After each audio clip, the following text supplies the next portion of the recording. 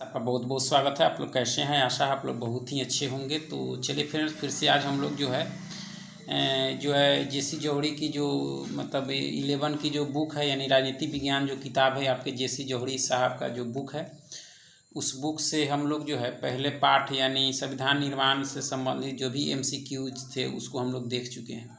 आज हम लोग जो है इस बुक से पाठ 2 को देखने वाले हैं। जो पाठ 2 जो है आपका क्या है, तो मौलिक अधिकार और कर्तव्य, यानी मौलिक अधिकार और कर्तव्य दिए गए हैं।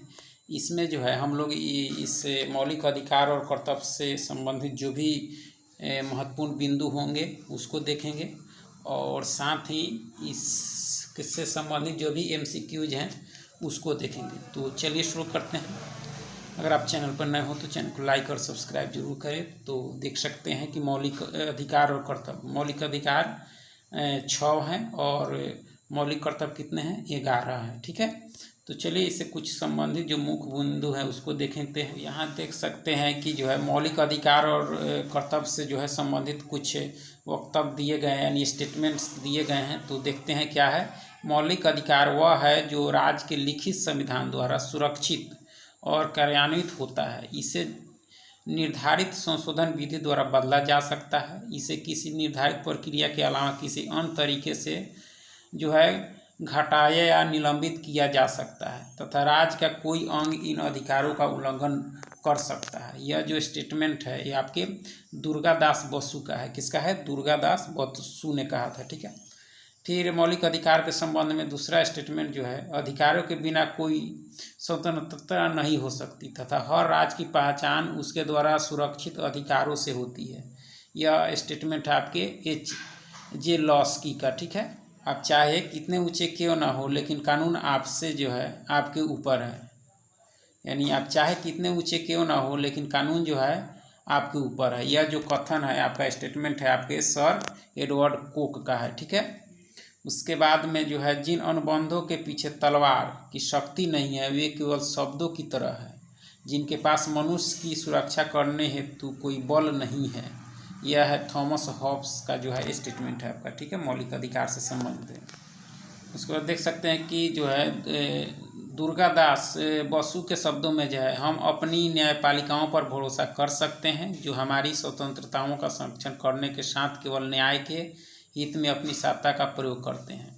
ये आपके दुर्गादास से बसु का स्टेटमेंट है। ठीक है, उसके बाद जो है यहाँ देख सकते हैं कि 1787 में अमेरिका और 1867 में कनाडा और सन 1900 में जो है ऑस्ट्रेलिया के संविधान बने। यानी 1787 में अमेरिका के संविधान बने थे और 1867 में कनाडा के, और 1900 में ऑस्ट्रेलिया के संविधान बने थे, जिनमें मौलिक अधिकारों की रचना नहीं की गई थी। यानी इन सब देशों में जब संविधान बना तो मौलिक अधिकार नहीं बने थे। लेकिन जो है अलग बात है कि कुछ समय बाद इन जो है संविधानों में संशोधन करके मौलिक अधिकार शामिल किए गए, यानी बाद में इस देशों में जो है मौलिक अधिकार जोड़े गए। ठीक है, 1936 में बने सोवियत संघ के संविधान में मौलिक अधिकारों और कर्तव्यों का वर्णन किया गया। यानी सबसे पहले जो है 1936 में सोवियत संघ का संविधान बना था, जिसमें आपके मौलिक और अधिकार और मौलिक कर्तव्य की जो है शामिल किया गया। ठीक है, कि जो है 1949 में हमारे संविधान में मौलिक अधिकारों को स्थान दिया गया, और 1976 में 42वें संविधान संशोधन ने उसमें नागरिकों को मौलिक कर्तव्य भी जोड़े। यानी मौलिक अधिकार तो 1949 में ही से ही है भारतीय संविधान में, लेकिन मौलिक कर्तव्य आपके 1976 में जो 42वां संविधान संशोधन हुआ था उसके द्वारा जोड़ा गया। ठीक है, कि जो है राष्ट्रीय आंदोलन के दिनों में ऐसे विषय पर ध्यान दिया गया। यानी 1928 में नेहरू कमेटी ने भारतीय संविधान का नमूना तैयार किया। ठीक है, जिसमें जो है कुछ मौलिक अधिकार को भी शामिल किया गया। यानी 1928 में जो नेहरू कमेटी थी उसमें जो है कुछ मौलिक अधिकार को भी शामिल किया गया था, जैसे कानून। ठीक है, कानून के समक्ष समानता, स्वेच्छाचारी निरोध से मुक्ति, धर्म या अंतःकरण की स्वतंत्रता। यानी 1928 के जो नेहरू रिपोर्ट था उसमें ये सब शामिल किए गए थे। उसके बाद जो है 1929 में मुस्लिम लीग के नेता जो मोहम्मद अली जिन्ना ने जो है 14 सूत्र प्रस्तुत किया, जिनमें इसी प्रकार के मौलिक अधिकारों का समर्थन किया गया था। यानी जिन्ना के जो 1929 में जो 14 सूत्री प्रोग्राम था उसमें भी मौलिक अधिकार को शामिल किया गया था। ठीक है, वही 1931 में कराची में जो है भारतीय राष्ट्रीय कांग्रेस का सत्र हुआ है, जिनमें नेहरू द्वारा प्रस्तुत मौलिक अधिकारों और आर्थिक नीति का प्रस्ताव पास किया गया था। ये भी काफ़ी इम्पोर्टेंट है, ठीक है। यानी 44वें संविधान संशोधन यानी 1978 के द्वारा है जो है संपत्ति के अधिकार को मौलिक अधिकारों को सूची से हटा दिया गया, ठीक है, और यह कानूनी अधिकार बना दिया गया। यानी पहले 7 मौलिक अधिकार थे, लेकिन आपके 44वें संविधान संशोधन जो हुआ था आपके 1978 में, उसको संपत्ति के अधिकार को हटा दिया गया।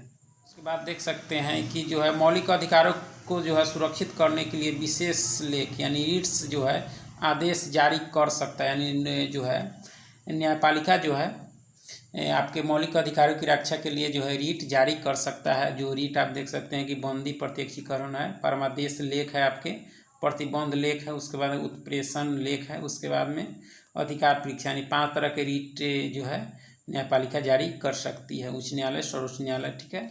उसके बाद में देख सकते हैं कि अनुच्छेद 31 के अंतर्गत जो है संपत्ति का अधिकार रखा गया था, जिसे अब कानूनी अधिकार बना दिया गया है। पहले 31 के अनुच्छेद के अंतर्गत जो है संपत्ति का अधिकार था, लेकिन अब वह कानूनी अधिकार बन गया 1978 में, यानी 44वें संविधान संशोधन के माध्यम से। और यह देख सकते हैं कि मौलिक कर्तव्य से संबंधित कुछ स्टेटमेंट है, उसको देखते हैं कि यह मौलिक अधिकार और मौलिक कर्तव्य से कुछ संबंधित स्टेटमेंट्स दिए गए हैं। इसको देख लेते हैं कि जो है मौलिक अधिकारों के क्षेत्र या परास का निर्धारण करने में निर्देशक सिद्धांत मौलिक अधिकारों से जो है ऊपर नहीं हो सकती, ठीक है, अपितु न्यायालय इन सिद्धांतों की पूर्णता उपेक्षा भी नहीं कर सकते। अतः उन्हें जहाँ तक संभव हो दोनों को जो है कार्यान्वयन के लिए मधुर सामंजस्य का सूत्र अपनाना चाहिए। यह कथन आपके दुर्गादास का, यह कह रहे हैं यानी मौलिक अधिकार और मौलिक कर्तव्य के संबंध में। उसके बाद में यह निर्देशक यानी राज्य के नीति निर्देशक तत्व है, उसको भी शामिल कर रहे हैं। ये निर्देशक सिद्धांत राज्य के नीति के आधारभूत सूत्र हैं। उनका कानूनी मान्यता न होने पर भी उन्होंने न्यायालयों के लिए उपयोगी प्रकाश स्तंभों का काम किया। यह कथन है आपके MC शीतलवाद का, ठीक है। चलिए आगे है कि जब मौलिक अधिकार शासन को कुछ काम करने से रोकने के निर्देश हैं, निर्देशक सिद्धांत सरकार को कुछ काम करने हेतु सकारात्मक आदेश हैं। ये स्टेटमेंट है आपके एलन गैलेडहिल का, ठीक है। चलिए इन निर्देशक सिद्धांतों के पीछे ब्रिटिश समाजवादियों को प्रेत की छाया दिखाई देती है। यह आपके आइवर जेनिंग्स का स्टेटमेंट है, ठीक है, मौलिक कर्तव्य और मौलिक अधिकार के संबंध में। आगे है कि ये सिद्धांत पवित्र निरार्थकताओं की तरह है या उस चेक के समान है जिन्हें कोई बैंक अपनी सुविधा अनुसार भुनाएगा। यह आपके केटी शाह का स्टेटमेंट है मौलिक कर्तव्य के संबंध में। अब इस पाठ से जो है स्मरणीय बिंदु दिया गया है, ठीक है, उसको देखते हैं कि अधिकारों के बिना लोग इच्छा जीवन व्यतीत नहीं कर सकते, लेकिन सभी अधिकारों का समान महत्व नहीं होता। अति महत्वपूर्ण अधिकारों को मौलिक अधिकार माना जाता है, यानी जो सबसे अधिक महत्वपूर्ण अधिकार है उसको मौलिक अधिकार माना जाता है, जिन्हें राज्य के संविधान में स्थान दिया जाता है। यही कारण है कि हमारे संविधान के 3रे भाग में उन्हें रखा गया, यानी मौलिक अधिकार को भाग 3 में रखा गया है, जहाँ जवाहरलाल नेहरू ने इस भाग को संविधान की अंतरात्मा कहा है। यानी संविधान की अंतरात्मा जो है मौलिक अधिकार को यानी भाग 3 को पंडित जवाहरलाल नेहरू ने कहा है, ठीक है। उसके बाद जो है मौलिक अधिकार अति महत्वपूर्ण होते हैं क्योंकि उन्हें संवैधानिक प्रावधानों में विशेष स्थान दिया जाता है। उनमें संशोधन करने के लिए विशेष प्रक्रिया अपनाई जाती है। यदि किसी मौलिक अधिकार का हनन होता है तो न्यायालय की सहायता से उसकी जो है सुरक्षा की जा सकती है, ठीक है। उसके बाद जो है 1928 के नेहरू रिपोर्ट तथा 1929 के जिन्ना के 14 सूत्रों में जो है कुछ मौलिक अधिकारों का वर्णन था, लेकिन संविधान में उन्हें जो है व्यापक रूप दिया है। यानी उसके बाद जो है संविधान जब अपनाया गया तो उससे मौलिक अधिकारों को व्यापक रूप दिया गया, इसलिए संविधान में उनका जो है समावेश कोई अभूतपूर्व परिघटना नहीं है, ठीक है। उसके बाद जो है संविधान निर्माताओं ने लोगों की आशाओं आकांक्षाओं को समझते हुए मौलिक अधिकार को अपनाया। इन अधिकारों की परिपूर्ति के लिए जो है संसद कानून बना सकती है, ठीक है। जब संविधान लागू हुआ तो उसमें जो है 7 प्रकार के मौलिक अधिकारों का वर्णन था, लेकिन 1978 यानी 44वें संविधान संशोधन में जो है संपत्ति का अधिकार निकाल दिया। ठीक है। अब 6 प्रकार के मौलिक अधिकार है: समानता का अधिकार, स्वतंत्रता का अधिकार, शोषण के विरुद्ध अधिकार और धर्म का अधिकार, संस्कृति और शिक्षा का अधिकार तथा संवैधानिक उपचारों का अधिकार। ठीक है। संपत्ति के अधिकार की जो है विशेष स्थिति है। अब वह मौलिक अधिकार नहीं है, लेकिन उसे जो है 12वें अध्याय में यानी अनुच्छेद 300A में रखा गया है। किसको? मौलिक आपके संपत्ति के अधिकार। अब यह साधारण कानूनी अधिकार की तरह है, जिसे संसद अपने साधारण कानून द्वारा संशोधित कर सकता है। किसको? संपत्ति के अधिकार को। ठीक है। नेक्स्ट है कि मौलिक अधिकार परम नहीं है। अनेक वैध आधारों पर राज्य उनके प्रयोग पर जो है युक्त प्रतिबंध लगा सकता है। ठीक है। और न्यायालय ऐसे प्रतिबंधों को जो है औचित्य का निर्धारण कर सकता है। संकट काल में राष्ट्रपति इन मौलिक अधिकारों के प्रयोग को जो स्थगित कर सकते हैं, यानी मौलिक अधिकार को जो स्थगित करने का अधिकार है आपके राष्ट्रपति को। न्यायालयों ने अपने निर्णय से कुछ अन्य अधिकारों को जो है मौलिक अधिकारों का दर्जा प्रदान किया है। इन्हें जो है मौलिक अधिकार कहा जाता है। ठीक है। जैसे वोट का अधिकार, प्राथमिक शिक्षा का अधिकार, पर्यावरण की सुरक्षा का अधिकार, ये सभी को क्या कहा जाता है? सममौलिक अधिकार। ठीक है। संविधान के 4थे भाग में राज्य के नीति निर्देशक सिद्धांतों का उल्लेख है, यानी भाग 4 में राज्य के नीति निर्देशक तत्वों का उल्लेख है। इनका उद्देश्य जो है देश में सामाजिक आर्थिक लोकतंत्र स्थापित करना है। यह सिद्धांत न्याय मान अर्थात बाध्यकारी नहीं है, यानी जो है यह बाध्यकारी नहीं है, लेकिन मौलिक अधिकार जो है आपका बाध्यकारी है। लेकिन यह आशा की जाती है कि राज्य देश प्रशासन में उन्हें मूलभूत समझेगा। ठीक है। यदि राज्य का कानून मौलिक अधिकारों और नीति निर्देशक सिद्धांतों के बीच टकराव की स्थिति पैदा करता है तो न्यायालय दोनों के बीच मधुर संबंध स्थापित करने का प्रयत्न करेगा। लेकिन यदि ऐसा मधुर संबंध स्थापित नहीं हो सकता तो नीति निर्देशक सिद्धांतों की जो है अपेक्षा मौलिक अधिकारों की वरीयता दी जाएगी, यानी विशेष अधिकार मौलिक अधिकार का ही होगा। ठीक है। राज्य के नीति निर्देशक तत्व जो है वो बाध्यकारी आपके नहीं होंगे। 1976 में 42वें संविधान संशोधन ने नागरिकों के मौलिक कर्तव्य जोड़े, जो नीति निर्देशक सिद्धांतों की तरह न्याय मान या बाध्यकारी नहीं है आपका। ठीक है। चलिए अब इस पाठ से जो भी ऑब्जेक्टिव प्रश्न दिए गए हैं उसको देख लेते हैं कि किसने कहा कि मौलिक अधिकारों वाला भाग हमारे संविधान की अंतरात्मा है। यह कहा गया था आपके पंडित जवाहरलाल नेहरू जी के द्वारा। ठीक है। भाग 3 को उन्होंने क्या कहा? संविधान की अंतरात्मा। ठीक है। चलिए नेक्स्ट है कि कौन सा मौलिक अधिकार मूल संविधान में से जो है निकाल दिया गया, यानी कौन से मौलिक अधिकार को जो है मूल संविधान में से निकाल दिया गया। तो यह निकाला गया आपके संपत्ति का अधिकार, यानी 1978 में 44वें संविधान संशोधन के माध्यम से। ठीक है। नेक्स्ट है कि सर्वोच्च न्यायालय ने किस महत्वपूर्ण निर्णय में कहा कि हमारे मौलिक अधिकारों में कोई कटौती नहीं की जा सकती, यानी किस केस में कहा कि जो हमारे मौलिक अधिकारों में कोई कटौती नहीं की जा सकती? यह कहा आपके गोलकनाथ केस 1967 जो था उसमें कहा गया था। ठीक है। चलिए आगे, किस अनुच्छेद में जो है अस्पृश्यता का उन्मूलन किया गया, यानी छुआछूत का जो है किस में किया गया है, किस अनुच्छेद में? तो यह जो किया गया आपके 17 में। ठीक है। नेक्स्ट है कि आपका जो है कि हमारे देश में दास्ता की मनाही किस मौलिक अधिकार में समाहित है? दास्ता की मनाही यानी गुलामी की मनाही इसमें शामिल किया जाता है, तो आपके शोषण के विरुद्ध अधिकार में इसको शामिल किया जाता है। कौन सा अधिकार अल्पसंख्यकों के हितों की रक्षा करता है? कौन सा अधिकार जो है यह जो करता है आपका संस्कृति और शिक्षा का अधिकार? कौन? संस्कृति और शिक्षा का अधिकार। चलिए नेक्स्ट है आपका कि राज्य के नीति निर्देशक सिद्धांतों को किसने भारत में जो है सामाजिक और आर्थिक लोकतंत्र का घोषणा पत्र कहा? यह जो कहा गया था आपके डॉक्टर BR अम्बेडकर साहब के द्वारा कहा गया था। चलिए संविधान के किस संशोधन ने जो है मौलिक कर्तव्यों को जोड़ा? मौलिक कर्तव्य को जोड़ा गया आपके 1976 के 42वें संविधान संशोधन के माध्यम से मौलिक कर्तव्य को जोड़ा गया। ठीक है।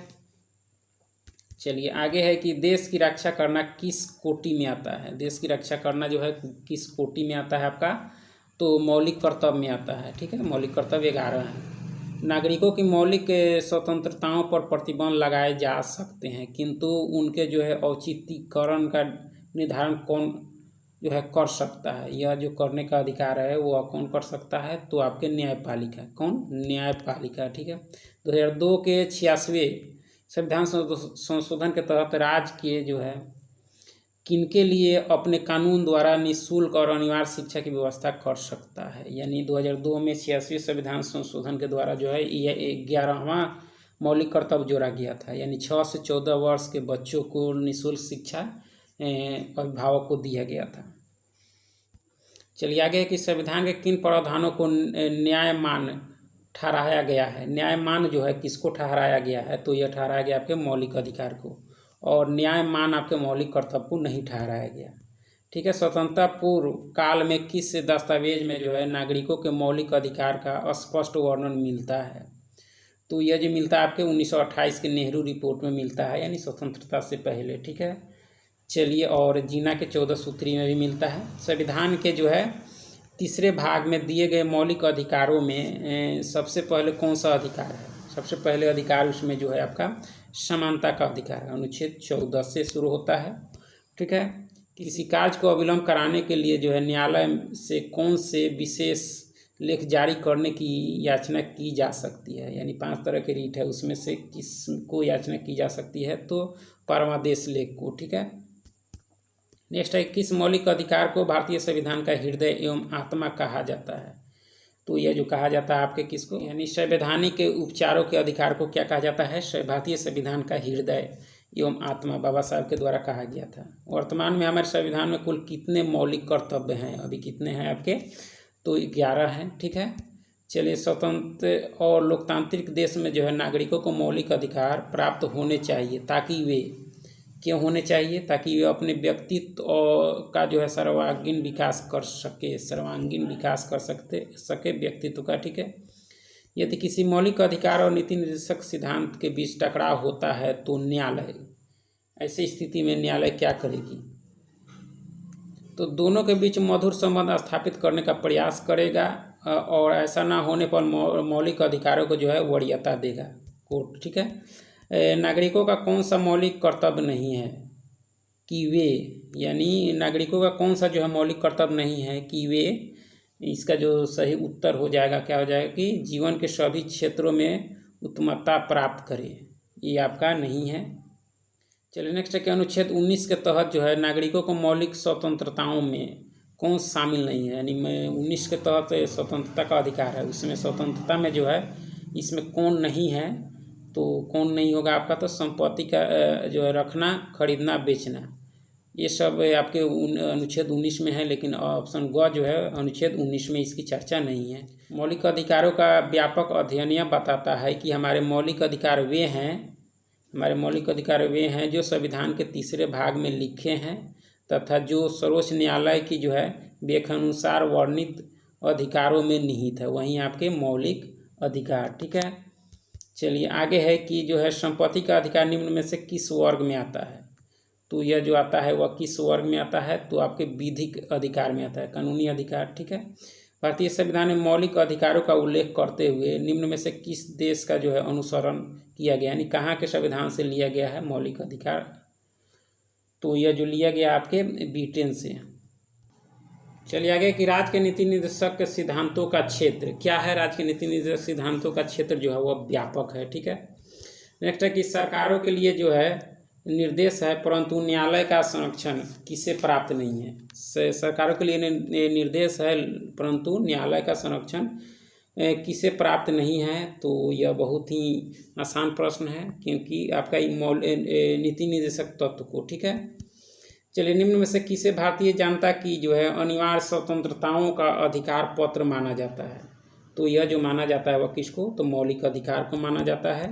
अधिकारों के बिना कोई स्वतंत्रता नहीं होती, यह कथन किसका है? यह जो कथन है आपका किसका है? आपका तो लास्की का है। ठीक है। नेक्स्ट है कि यह किसने कहा कि आप चाहे कितने ऊंचे क्यों न हो, लेकिन कानून जो है आपके ऊपर है? यह जो कथन है हम लोग देखे थे, तो सर एडवर्ड कोक का है। किसका है? सर एडवर्ड कोक का है। ठीक है। नेक्स्ट है कि ऑस्ट्रेलिया का संविधान कब अस्तित्व में आया? तो यह जो आया था वह कब आया था? तो आपके 1900 में, ठीक है। सर्वप्रथम किस देश के संविधान में मौलिक अधिकारों का समावेश किया गया था? तो यह जो किया गया था आपके किस देश के? तो सोवियत संघ के। किसके? सोवियत संघ के, ठीक है। सोवियत संघ नेक्स्ट है कि सोवियत संविधान में मौलिक अधिकार और कर्तव्यों का समावेश कब किया गया था? तो यह जो किया गया था आपके 1936 में, ठीक है। नेक्स्ट है कि मोहम्मद अली जिन्ना ने किस वर्ष जो है अपना 14 सूत्रीय कार्यक्रम प्रस्तुत किया था? तो आपके 1929 में, और 1928 में नेहरू रिपोर्ट, ठीक है। निम्न में से किस शासन व्यवस्था में नागरिकों के अधिकार सुरक्षित नहीं रहते? यानी कि किस व्यवस्था में? तो यह जो नहीं रहते हैं आपके सर्वसत्तावादी शासन व्यवस्था में मौलिक अधिकार सुरक्षित नहीं रहते हैं।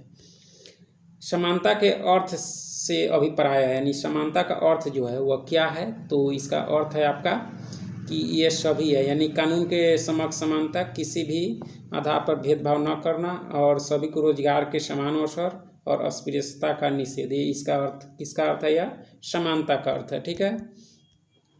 किस वर्ष जो है संवैधानिक संशोधन के द्वारा जो है स्वतंत्रता के अधिकार में जो है सहकारी संस्थाओं के गठन, संचालन और प्रबंधन से संबंधित प्रावधान जोड़ा गया? तो यह जो जोड़ा गया था आपके 2011 के जो है संवैधानिक संशोधन के द्वारा जोड़ा गया था। चलिए आगे है कि किस मौलिक अधिकार के तहत जो है बेगार का निषेध किया गया है? तो यह जो किया गया है किस मौलिक अधिकार के तहत? तो आपके शोषण के विरुद्ध अधिकार के तहत, ठीक है। चलिए आगे है कि 19वें अनुच्छेद में नागरिकों को कुल कितनी स्वतंत्रताएं वर्णित है, यानी कितने प्रकार के स्वतंत्रता है अनुच्छेद 19 में? तो यह जो है आपके 6 प्रकार के, ठीक है।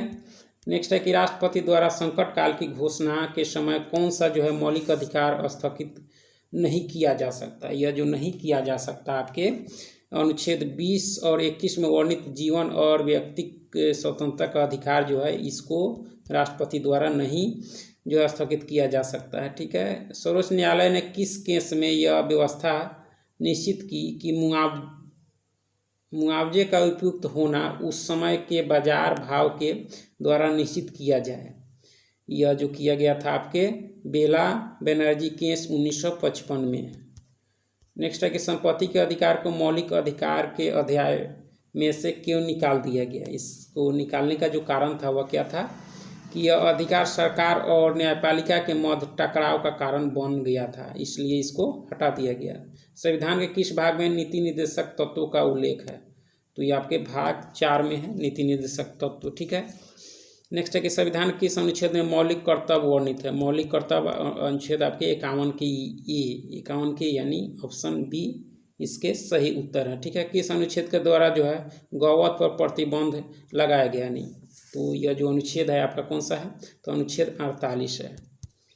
किस केस में जो है न्यायालय ने यह निर्णय दिया कि यदि कोई व्यक्ति अपने विचार अभिव्यक्ति करने विदेश जाता है तो उसका पासपोर्ट जब्त नहीं किया जा सकता, क्योंकि विचारों की अभिव्यक्ति जो है नागरिकों का मौलिक अधिकार है। यह किस केस में कहा गया था? तो ये आपके मेनका गांधी 1978 के केस में यह बात कही गई थी कोर्ट के द्वारा, ठीक है। मौलिक अधिकारों को लागू करने के लिए किसके द्वारा जो है रीट जारी की जाती है? तो रीट जो जारी की जाती है वह किसके द्वारा की जाती है? तो उच्चतम न्यायालय के द्वारा, ठीक है। चलिए नेक्स्ट है आपका कि निम्न में से कौन मूल अधिकारों के अंतर्गत नहीं आता है? मूल अधिकारों के अंतर्गत नहीं आता है संपत्ति का अधिकार, ठीक है।